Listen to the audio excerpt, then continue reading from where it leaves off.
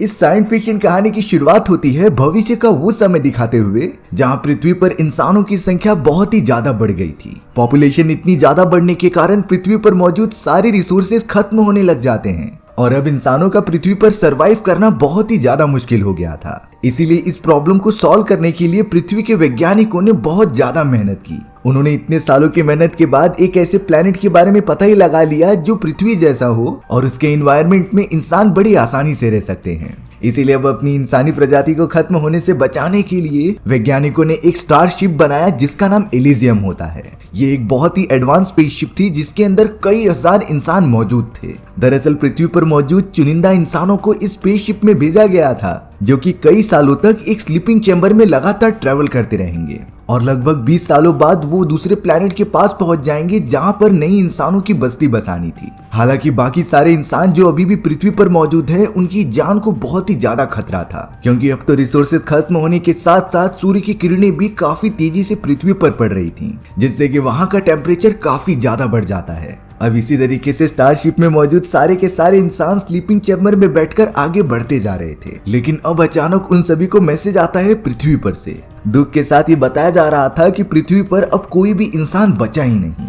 पृथ्वी के एनवायरनमेंट का टेम्परेचर इतना ज्यादा बढ़ गया था कि कोई भी इंसान जिंदा ही नहीं रह पाता। यानी कि देखा जाए तो पृथ्वी पर मौजूद सारे इंसानों के मरने के बाद इस स्टारशिप के अंदर जितने भी इंसान मौजूद हैं, सिर्फ वही अब पूरे ब्रह्मांड में जिंदा थे और अब इन्हें किसी भी तरीके से अपना सफर तय करके उस दूसरे प्लैनेट की तरफ बढ़ना ही पड़ेगा, नहीं तो इंसानी सभ्यता का पूरा नामो निशान मिट सकता है। अब इसी तरीके से स्टारशिप में मौजूद सभी लोगों को कई साल बीत जाते हैं। हमें अब स्पेसशिप के स्लीपिंग चैम्बर में ब्रैड नाम का एक एस्ट्रोनॉट दिखाया जा रहा था जो कि स्पेसशिप का इंजीनियर होता है। अचानक अपने स्लीपिंग चैम्बर में मौजूद होने के बावजूद भी उसे होश आ गया था। उसका तो इन सारी चीजों से दम घुट रहा होता है, इसीलिए वो बाहर निकलने की कोशिश कर रहा था। ब्रैड भले ही बहुत ज्यादा कोशिश करने के बाद स्लीपिंग चैम्बर से निकल गया, बट उसे अपने पास्ट के बारे में कुछ भी याद ही नहीं होता क्योंकि स्लीपिंग चैम्बर में इतना समय बिताने के बाद उसके दिमाग पर असर पड़ा था और अब उसे सारी चीजें बहुत ही ज्यादा लेट याद आ रही होती हैं। उसे तो सिर्फ इतना याद होता है कि वो अपने कैप्टन के साथ यहाँ पर आया था। इसीलिए ब्रैड तुरंत ही कपड़े पहनता है और कंट्रोल रूम की तरफ जाने लगता है। उसे समझ नहीं आ रहा था कि वो क्या करे, इसीलिए वो कैप्टन के पास जाकर उसके स्लीपिंग चैम्बर पर मारने लगता है। दरअसल वो चाहता था कि इस क्रिटिकल कंडीशन में कैप्टन उसके साथ रहे।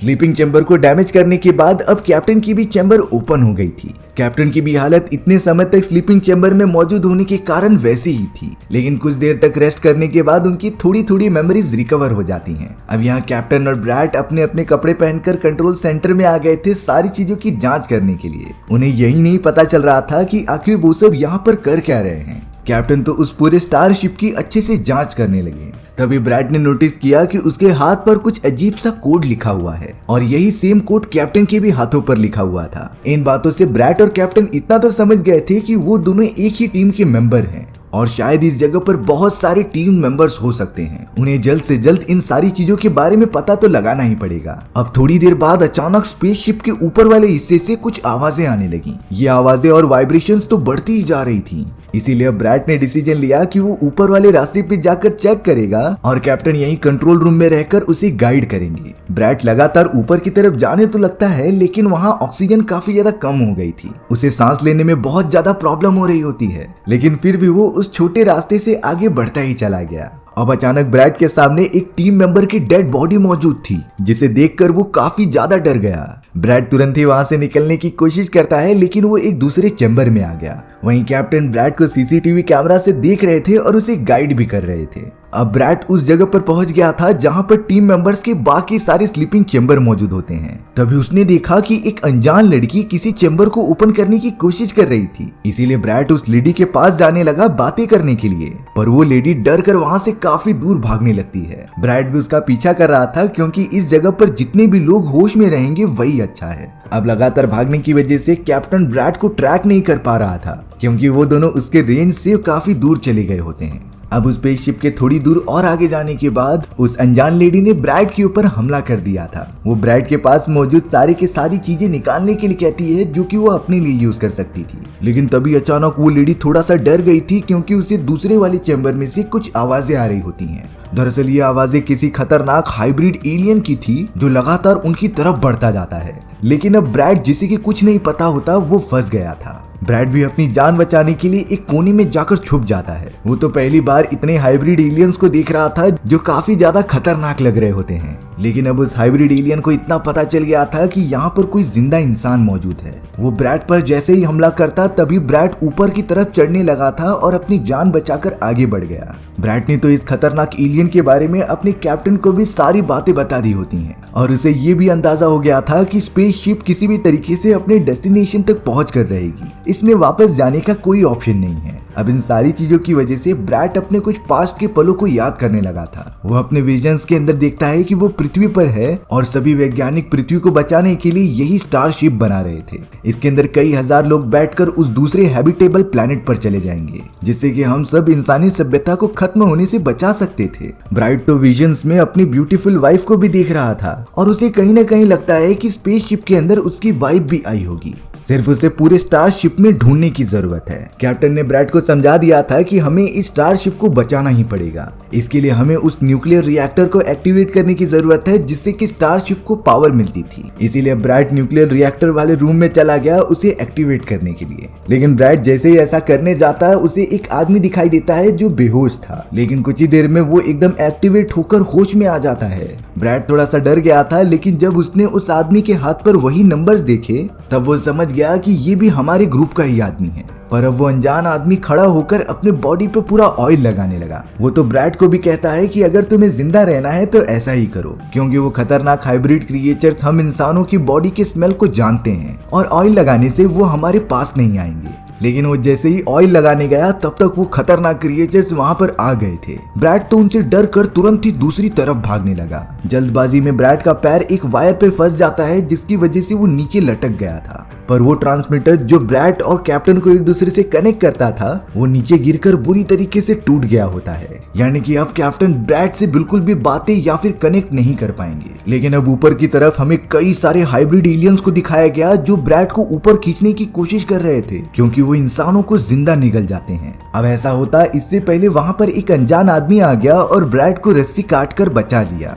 वो तो ब्रैड को भागते हुए एक दूसरे चैम्बर में लेकर जाता है जहां पर फूड स्टोर किया जाता था। उस पूरे रेड वाले फूड स्टोर के अंदर आने के बाद ब्रैड वहां की सारी चीजें देखने लगा, लेकिन तभी उसके ऊपर वही लड़की हमला कर देती है जो कुछ समय पहले वहां से भाग रही थी। दरअसल वो लड़की अपना नाम नाडिया बताती है। वो दूसरा अनजान आदमी जिसने ब्रैड की जान बचाई थी उसका नाम बॉब होता है। पर अब ब्रैड नाडिया को समझा रहा था कि अगर हमें स्पेसशिप को पावर प्रोवाइड करनी है तो न्यूक्लियर रिएक्टर को एक्टिवेट करना ही पड़ेगा, नहीं तो हम सब मारे जाएंगे। लेकिन नाडिया कहती है कि ऐसा बिल्कुल भी नहीं हो सकता। न्यूक्लियर रिएक्टर को आज तक कोई ठीक नहीं कर पाया और जो भी वहां गया है जिंदा लौटकर वापस नहीं आया।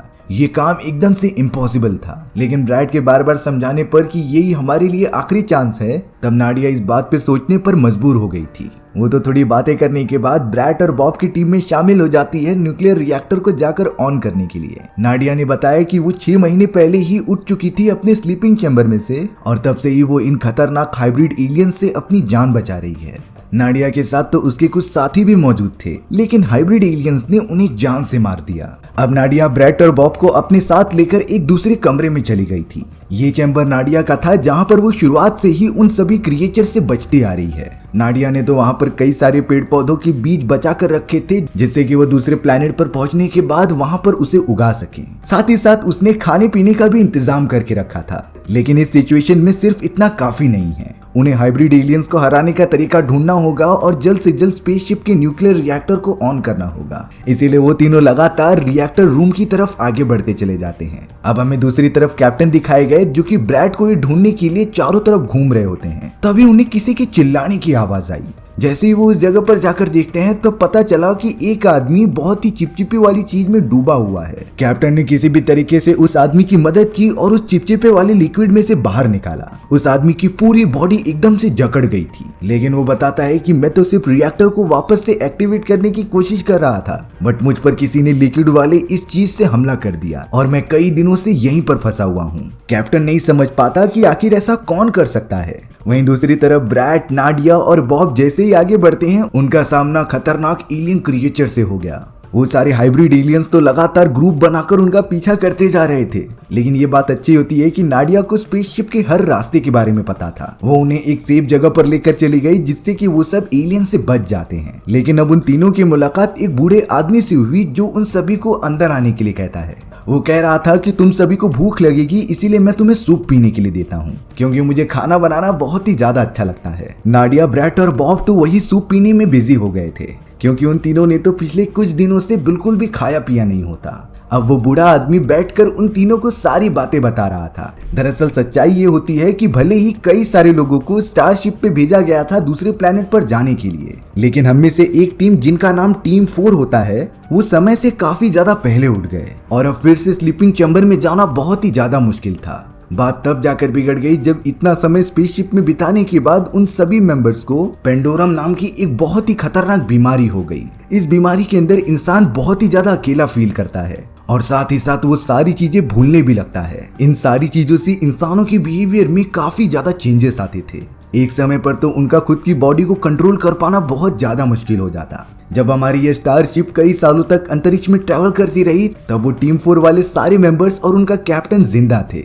लेकिन उन्हें पृथ्वी से खबर आती है कि जब तक तुम्हें ये मैसेज मिलेगा तब तक पृथ्वी पर से सारे इंसान खत्म हो चुके होंगे। ये बातें सुनकर तो टीम 4 के कैप्टन और उनके सारे मेंबर्स की होप ही खत्म हो जाती है और अब टीम का कैप्टन पहले से ज्यादा पागल हो चुका था। उसने तो सोच लिया होता है कि ये सारी चीजें हम इंसानों की वजह से हो रही हैं। हम इंसान टेक्नोलॉजी में इतने ज्यादा आगे बढ़ते जा रहे थे कि हमने पृथ्वी के नेचर पर ध्यान ही नहीं दिया, और अगर हमारी जगह कोई जानवर की प्रजाति पृथ्वी पर रहती तब वो अच्छे से संभालते, और अगर इंसानी प्रजाति उस दूसरे प्लेनेट पर भी पहुंच जाएगी तो वहां की हालत भी वैसे ही हो सकती थी। इसीलिए कैप्टन ने डिसाइड किया कि वो सारे के सारे इंसानों को खत्म कर देगा, यानी कि स्टारशिप पर मौजूद जितने भी लोग स्लीपिंग चैम्बर्स में मौजूद हैं वो उन्हें एक एक करके जगाएगा और इसी बीमारी से ग्रस्त करेगा। कैप्टन ने तो बहुत ही ज्यादा फ्रस्ट्रेशन में आकर कई सारे लोगों को एक ही चैम्बर के अंदर बंद कर दिया, वो भी बिना कोई खाना दिए, और अब उन सारे मेंबर्स को सरवाइव करने के लिए एक दूसरे को ही मार कर खाना पड़ा था। जब कई साल बीतते गए तब वही सारे लोग खतरनाक हाइब्रिड एलियंस में बदल गए थे,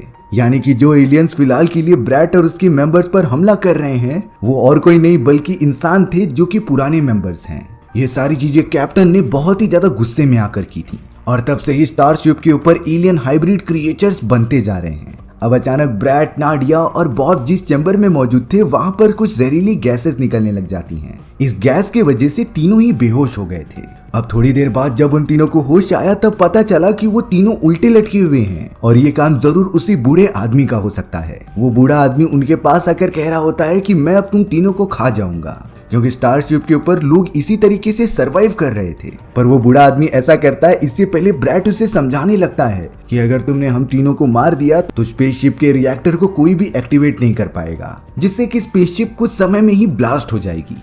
अब ये सारी बातें सुनने के बाद वो बूढ़ा आदमी थोड़ा सा डर गया और उन तीनों को छोड़ दिया, पर वो तीनों को गन पॉइंट करके कहता है कि मैं तुम्हें रिएक्टर रूम बताऊंगा, लेकिन तुम तीनों को मेरा हॉस्टेज बनकर रहना पड़ेगा। अब वो सभी मिलकर रिएक्टर वाले रूम के अंदर चले जाते हैं उसे एक्टिवेट करने के लिए। रास्ते में उन्हें कई सारे चैम्बर्स दिखाई दिए थे जिसमें से लोग मारे जा चुके हैं, जिन्हें कि उन खतरनाक एलियंस ने ही खा लिया होगा। नाडिया ब्रैट से पूछती है कि क्या तुम्हारी वाइफ भी तुम्हारे साथ आई थी? ब्रैट कहता है कि ऐसा बिल्कुल भी नहीं था, मेरी वाइफ तो कभी भी स्पेसशिप पर आई नहीं और उसने पृथ्वी पर ही रुकने का डिसाइड किया था, लेकिन शायद अब तक मेरी वाइफ मर चुकी होगी।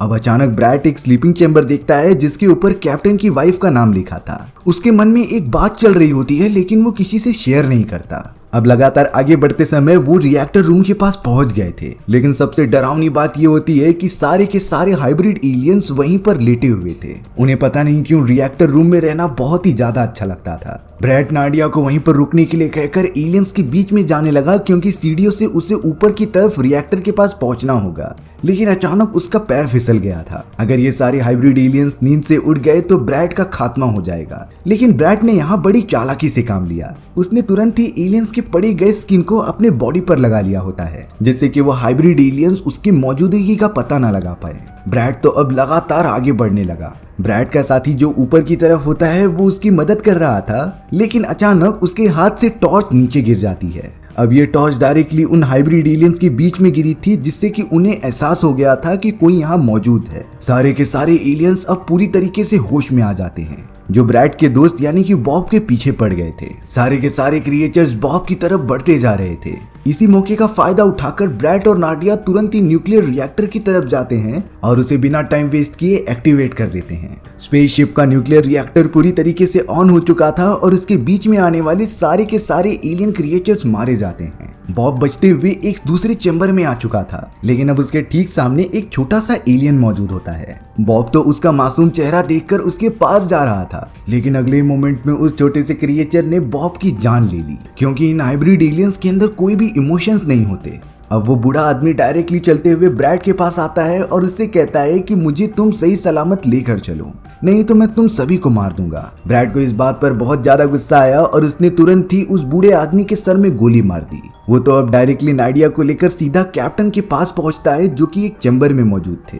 ब्रैड ने पता नहीं क्यों कैप्टन के ऊपर गन तान दी और उनसे कहने लगा कि तुम असली कैप्टन नहीं हो, क्योंकि मैंने अपने कैप्टन और उसकी पूरी फैमिली का चैम्बर दूसरी तरफ देखा होता है। तब जाकर वो कैप्टन अपना असली मकसद बताते हैं कि वो कौन है और यहाँ पर क्या कर रहे हैं। दरअसल बात ये थी कि ये कैप्टन और कोई नहीं बल्कि वही टीम 4 का कैप्टन था, जो कई सालों पहले जाग चुका होता है। इसी ने ही सारे मेंबर्स को एक चैम्बर में बंद किया और एक खतरनाक एलियन क्रिएचर में कन्वर्ट करने का प्रोसेस चालू कर दिया। यही कैप्टन रिस्पॉन्सिबल होता है ये पूरी कंडीशन के लिए। लेकिन कैप्टन ने कहा कि एक समय के बाद मुझे ये सारी चीजें बोर लगने लगी, इसीलिए वो खुद ब्रैड के साथी को मारकर उसके चैम्बर में चला गया। अब यहाँ टीम 4 का कैप्टन दोनों से माफी मांगते हुए ऊपर का एक डोर ओपन कर देता है। वहां पर तो चारों तरफ अंधेरा फैला हुआ था। इस डोर के थोड़ा और पास जाकर देखने के बाद ब्रैड की आंखें खुली की खुली रह गई थी, क्योंकि वहां पर कुछ अजीब से जानवर होते हैं जो पानी के अंदर थे। तब जाकर ब्रैड और नाडिया को रियलाइज हुआ कि उनकी पूरी स्पेसशिप पानी के अंदर ही मौजूद है, यानी कि वो सब अपने टारगेटेड प्लेनेट पर पहले ही पहुंच गए थे। और इतने सालों से यहाँ रहने की वजह से सभी लोगों को पेंडुलम नाम की बीमारी हो गई और उन्होंने इस कंडीशन को ढाल लिया, जिसकी वजह से उनकी बॉडी भी चेंजेस होती चली गई और वो मांसाहारी बन गए। अब ये सारी चीजें देखने के बाद ब्रैड को भी पेंडुलम बीमारी का दौरा पड़ने लग जाता है। कैप्टन तो उसे लगातार मैनिपुलेट करने की कोशिश कर रहे थे, लेकिन ब्रैड फिर से अपने होशो हवास में आकर कैप्टन को गले से पकड़ लेता है, क्योंकि इन सारी चीजों की शुरुआत और किसी ने नहीं बल्कि कैप्टन ने ही की थी। लेकिन ब्रैड के ऊपर पेंडुलम नाम की बीमारी और ज्यादा हावी हो जाती है, इसीलिए कैप्टन अब पलटवार करने लगा था ब्रैड के ऊपर। नाडिया भी लगातार ब्रैड की मदद करने के लिए कैप्टन को मारते रहती है, लेकिन अब ब्रैड को दौरे पड़ने के कारण उसे दिखाई देने लगा कि चारों तरफ से एलियन आ रहे हैं, इसीलिए उसने अपनी बंदूक निकाली और फायर करने लगा। एक गोली डायरेक्टली जाकर मिरर के ऊपर लगती है, जिससे कि धीरे धीरे स्पेसशिप टूटने लगी थी। वहां पर तो धीरे धीरे पानी भरने लगता है। ब्रैड तो तुरंत ही नाडिया को बचाकर एक स्लीपिंग चैम्बर में लेकर चला गया था। वहीं अब स्पेसशिप में पूरा पानी भरने के कारण कैप्टन की मृत्यु हो जाती है। इमरजेंसी एग्जिट लेते हुए ब्रैड और नाडिया का स्लीपिंग चैम्बर पानी की सतह पर चला गया था। उन दोनों ने देखा कि ये तो वही प्लेनेट है जिसे कि वैज्ञानिकों ने ढूंढा था और इसी जगह पर आने के लिए उन्होंने इतने सालों का सफर तय किया है। और इस प्लेनेट का एनवायरनमेंट पूरी तरीके से पृथ्वी जैसा था। स्पेसशिप के अंदर एग्जिट अलार्म बजने की वजह से वहां मौजूद सारे के सारे स्लीपिंग चैम्बर्स अब बाहर आने लगे थे, यानी कि अभी भी कई सारे लोग जिंदा हैं जो इस प्लेनेट पर नई शुरुआत कर सकते हैं। चारों तरफ अब कई सारे लोग दिखाई दे रहे होते हैं जो शायद इस अनजान प्लेनेट को पृथ्वी की तरफ वापस बना दें और हमारी कहानी भी यहीं पर खत्म हो जाती है। सो व्यूअर्स, आपको ये स्टोरी कैसी लगी कमेंट सेक्शन में बताना भूलना मत। और अगर आपको मेरा एक्सप्लेनेशन 1% भी अच्छा लगा होगा ना, तो वीडियो को लाइक एंड चैनल को सब्सक्राइब जरूर कर देना। मिलते हैं इसी तरीके की मजेदार वीडियोस में, तब तक के लिए बाय बाय।